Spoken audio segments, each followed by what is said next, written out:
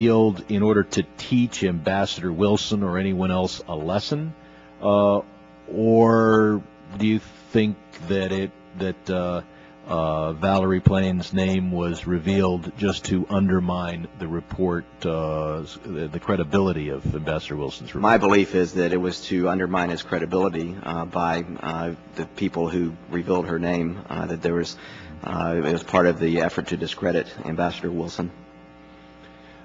Moving to a different issue, in November 2004, you said that Guantanamo detainees were being treated humanely. When did you learn that there was waterboarding being used at Guantanamo? I think that that became public in the media. It may have been some point even after I left, but I mean, there's certainly discussion about it before that this might be going on.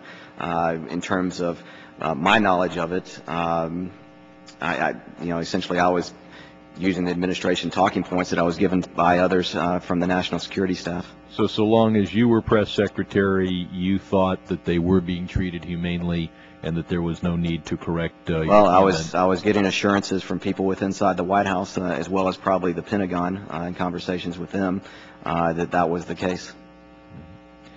Now, your book brings to light a few occasions where the information you gave the public as press secretary turned out to be false, and I wonder whether there are any occasions not revealed in your book where the statements you made to the press, to the public, were false or misleading. I couldn't say that without bringing up a specific statement. I think I included everything that I'm aware of in the book.